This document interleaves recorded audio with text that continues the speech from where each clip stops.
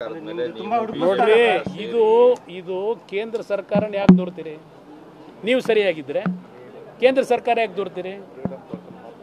ಈಗ ಯಾಕೆ ಸ್ಟಾಲಿನ್ ಮೇಲೆ ನಡೀತಾ ಇಲ್ಲ? ತೆಲಂಗಾಣದಲ್ಲಿ ಯಾಕೆ ನಡೀತಾ ಇಲ್ಲ? ಇಲ್ಲಿ ಯಾಕೆ ಪ್ರಾರಂಭ ಆಯಿತು? ನಾನು ಅವತ್ತೇ ಹೇಳಿದ್ದೇನೆ, ನಿಮ್ಮಲ್ಲೇ ಕೆಲವರು ಈ ವಿಷಯಗಳನ್ನು ಹೊರಗೆ ತಂದ್ಕೊಂಡು ಕೂತವ್ರೆ, ಇಳಿಸಬೇಕು ಅಂತ ಹೇಳಿ.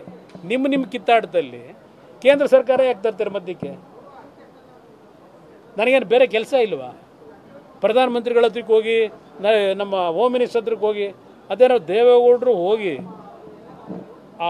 ನಮ್ಮ ಕಾಡುಗೊಲ್ಲರದು ಮತ್ತಿನ್ನು ನಮ್ಮ ಕುಂಚಿಟಿಗೆ ಹೋಗ್ಲಿರೋದು ಒಂದು ರಿಸರ್ವೇಷನ್ಗೆ ಚರ್ಚೆ ಮಾಡಲಿಕ್ಕೆ ಇವ್ರ ಹತ್ರಕ್ಕೆ ಹೋದರೆ, ಹೋಮ್ ಮಿನಿಸ್ಟರ್ ಹತ್ರ, ಅಯ್ಯೋ ಹೋಗಿ ಅಮಿತ್ ಶಾ ಅವ್ರ ಹತ್ರ ಇವ್ರನ್ನ ಜೈಲಿಗೆ ಹೆಂಗೆ ಕಳಿಸ್ಬೇಕು ಅಂತ ಚರ್ಚೆ ಮಾಡೋಕ್ಕೆ ಹೋಗವ್ರೆ.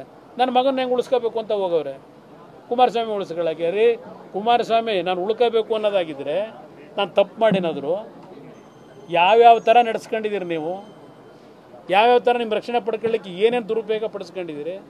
ಇವತ್ತಿನವರೆಗೆ ನಾನು ಡಾಕ್ಟರ್ ಬಾಬಾ ಸಾಹೇಬ್ ಅಂಬೇಡ್ಕರ್ ಅವರು ಈ ದೇಶ ಪ್ರತಿಷ್ಠಾಪನೆ ಆದಾಗ ಯಾವ ಸಂವಿಧಾನವನ್ನು ರಚನೆ ಮಾಡಿದ್ದಾರೆ, ಆ ಸಂವಿಧಾನದ ಒಳಗೆ ಬರ್ತಕ್ಕಂಥ ಯಾವುದೇ ಇನ್ಸ್ಟಿಟ್ಯೂಷನ್ಗಳನ್ನು ನಾನು ದುರುಪಯೋಗ ಪಡಿಸ್ಕೊಳ್ಳಿಕ್ಕೆ ಹೋಗಿಲ್ಲ. ಯಾವ್ಯಾವ ರೀತಿ ದುರುಪಯೋಗ ಪಡಿಸ್ಕೊಂಡಿದ್ದೀರಿ ನೀವುಗಳು, ಆ ದುರುಪಯೋಗ ನಾನು ಪಡಿಸ್ಕೊಂಡಿಲ್ಲ. ಸಿದ್ದರಾಮಯ್ಯನವರೇ, ಕಳೆದ ಬಾರಿ CM ಇದ್ದಾಗ ಲೋಕಾಯುಕ್ತ ಎನ್ಕ್ವೈರಿಗಳು ಬಂದಾಗ ಲೋಕಾಯುಕ್ತ ಮುಚ್ಚಾಕಿ ACB ರಚನೆ ಮಾಡಿ ನಿಮ್ಮ ACB ಪೊಲೀಸ್ ಅಧಿಕಾರಿಗಳ ಮುಖಾಂತರ ಯಾವ ರೀತಿ ರಕ್ಷಣೆ ಪಡ್ಕೊಂಡ್ರಿ ನೀವು? ಬೇಕಾ? ಎಷ್ಟು ಬೇಕು ಉದಾಹರಣೆ ನಿಮಗೆ? ರೀಡು ಹೆಸರಿನಲ್ಲಿ ಅರ್ಕಾವತಿ ಬಡಾವಣೆ ಎಷ್ಟು ಜನಕ್ಕೆ ಸೈಟ್ ಕೊಟ್ಟಿದ್ದೀರಪ್ಪ? ಇಲ್ಲ, ಅರ್ಕಾವತಿ ಬಡಾವಣೆ ರೀಡು ಮಾಡಿ ಆ ನಿಜವಾದ ರೈತರಿಗೆ ಆ ಭೂಮಿ ವಾಪಸ್ ಕೊಟ್ಟಿದ್ದೀರೋ? ಯಾರಿಗೆ ಕೊಟ್ಟಿದ್ದೀರಿ? ಆಗಿದ್ರೆ ನನ್ನ ಪ್ರಶ್ನೆ ಮಾಡ್ತಾ ಇದ್ದೀರಲ್ಲ, ಯಾರಿಗೆ ಕೊಟ್ರಿ ಅವತ್ತು ರೀಡು ಹೆಸರಿನಲ್ಲಿ?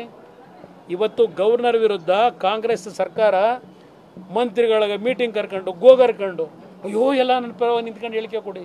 ಏನು ನೆನ್ನೆಯಿಂದ ಕೊಟ್ಟಿದ್ದು ಹೇಳಿಕೆನ? ಏನು ಎಲ್ಲ ಕಾನೂನು ತಜ್ಞರುಗಳೆಲ್ಲ